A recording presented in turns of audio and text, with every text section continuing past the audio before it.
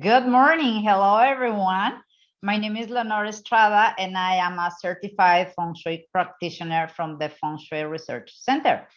Today, we are here with Master Gayle Smith from the Feng Shui Research Center, and we are going to talk about how close is Feng Shui to a science. Hello, Gayle. How are you? I'm great. Thank you for having me. Lovely morning. Thank you for accepting the invitation. Gayle, we would like to hear about your experience and after all these many years of practice, what is your opinion about how close is Feng Shui to a science? The problem with the practice of Feng Shui, called a science, is that there are three layers of events happening at any point in time, specifically heaven, earth, and man, or astrology, geology, and free will. Mm-hmm. So the fact that it is a 3D picture means we can only ever see part and not the whole at any one time. But if we look deeper into the founding principles, namely the 5 phases and the yin-yang theories, then we can get close. Okay, good. So what that means is when we are talking about Feng Shui, we are only taking 1/3 of the whole picture at any given time. Is that right? That's correct. Good. And if that, there are too many layers to be considered, but how this can be proven if it is possible? If we can say Feng Shui is the study of Qi's influence on our bodies, measured using the core principles of the 5 elements and the yin-yang theories, then yes, the proof comes with medical testing. Because medical testing has accepted that Qi, an invisible life force, runs through our bodies in channels called the meridians. So our meridians can and are affected by our environment. So the proof, therefore, I think, is in the effect on the body. So using the 5 element theory and the yin-yang theory, we can explain this phenomenon. Medical professionals have determined that our bodies are affected by what we smell, taste, see, touch, and hear. And Feng Shui practice is about balancing out these influences based on formulas using the founding principles. Could you explain a little bit deeper about those formulas? Well, we're matching heaven time with earth space and man action. So you need to do something for change to happen. If you don't do anything, then nothing's going to happen. Sure. You see, man is the catalyst between heaven and earth. Man needs to be affected somehow. For example, the medical professionals are now aware that the hums and particulate disturbances caused by the busy highways is associated with dementia from living too close to these forms. And these forms in Feng Shui are called loveless forms, and we are advised to avoid them, and we do. And we can even take this further to our pathways. We are told we should always meander and never go straight. Now, geologists have proven that straight rivers follow fault lines and meandering rivers do not. So you see, I think that Feng Shui practice stems from logical thinking. And most people practice it, whether they call it by name or not.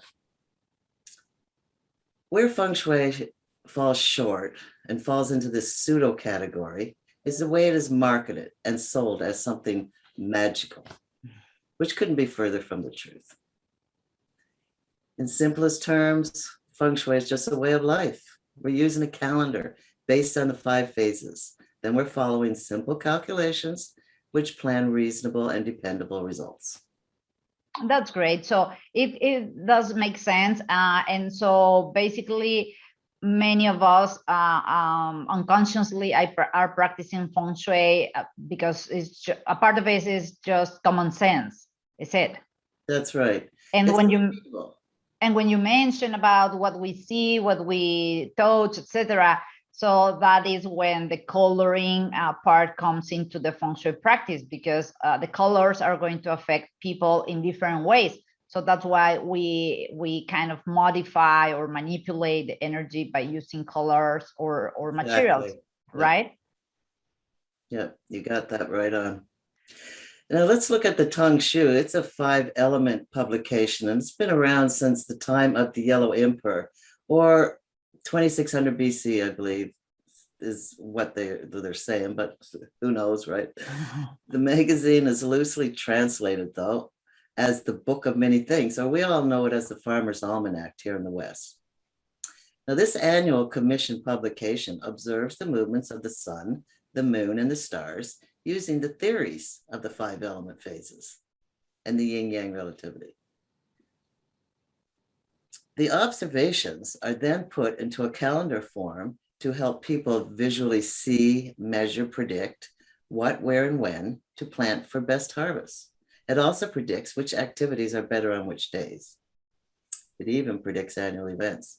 Because last year, for example, the publication predicted that a large percentage of people would be dying in 2021. And unfortunately, that happened. But hopefully the prediction for 2022 will be a lot better. Sure. Then for the evidence, well, there's plenty coming from the medical field. Professionals now use both the 5-element theory and the yin-yang principles to document their practices. Acupuncture is one of those such practice.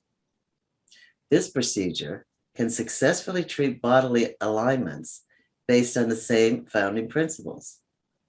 Sleep therapists have explained the yin-yang theory in relation to our body clocks.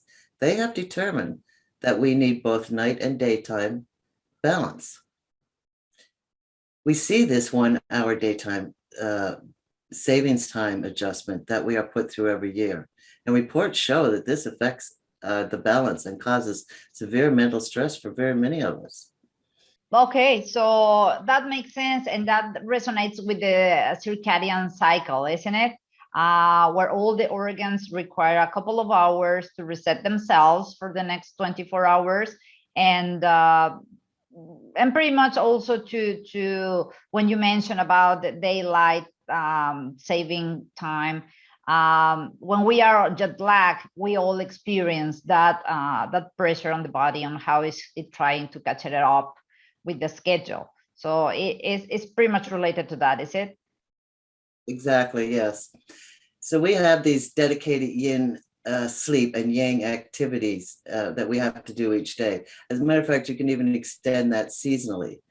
Because if we throw that process out of whack, then we can expect illness. Mm-hmm. Death has even been described at a point when our yin-yang balance goes full yin. We cease to exist. Food therapists have even proven in diagnosing diets based on the 5 elements and the yin-yang theory. Then we come to Feng Shui's namesake, wind water, whose flows have been medically proven to affect our body and minds through the sight, smell, shapes, and hear. So I believe the evidence is clear that we are affected by our 5 elements and the yin-yang principles. And by practicing Feng Shui, it gives us a guidebook on how to work with these theories to live healthier and happier lives.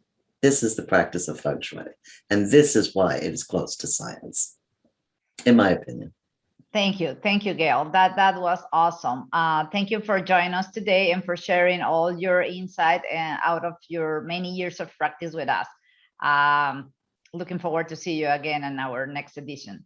Well, I'd love to come back, and thank you for having me. You're welcome. Bye for now. Bye for now.